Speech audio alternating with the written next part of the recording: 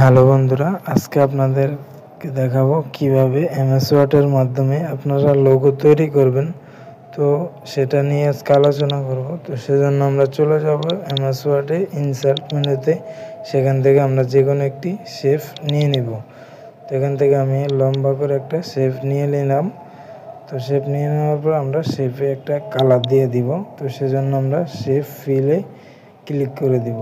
তো শেপ ফিলে ক্লিক করে দেওয়ার পর এখান থেকে কালারটা চুজ করে নিব। তো এখন আমরা আরেকটি শেপ নিয়ে নিব। তো সেজন্য আমরা সেমভাবে শেপে গিয়ে এখান থেকে আরেকটি শেপ নিয়ে নিব। তো নিয়ে নেওয়ার পর এখানে মাউস ড্র্যাগ করে যতটুকু প্রয়োজন মতো এটাকে টেনে নিয়ে নিব। তো এখন আমরা এটার মধ্যেও আমাদের ফ্ল্যাগের যেই কালারটা সেই কালারটা দিয়ে দিব। তো আমি এখান থেকে কালারটা দিয়ে দিলাম।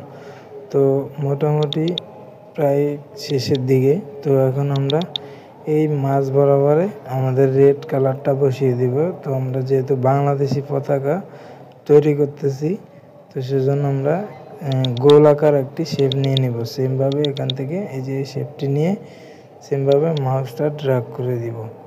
তো এটা ড্র্যাগ করা হয়ে গেলে এটা বরাবর মিডলে বসাবেন।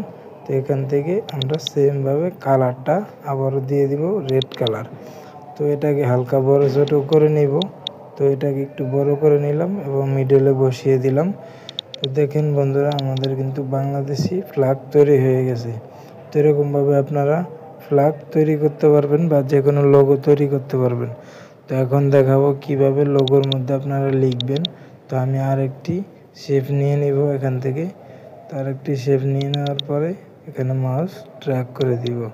তো আমি এই শেপটির মধ্যে লিখে আপনাদেরকে দেখাবো কিভাবে লিখবেন। তো শেপ নেওয়ার পরে আমরা মাউসের এই শেপটার কালারটা চেঞ্জ করে দিব।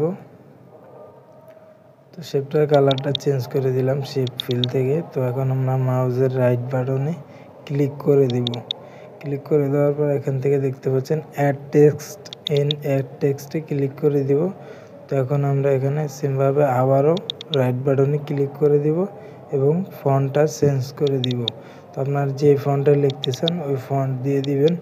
তো আমি যেহেতু বাংলায় লিখব সেজন্য আমি বাংলা ফন্ট চুজ করে নিব। তো নেওয়ার পর এখন আমি এখানে বাংলাতে লিখব। তো এখন আমি লেখার কালারটা চেঞ্জ করে দিচ্ছি এবং লেখার সাইজটাকেও বড় করে দিচ্ছি।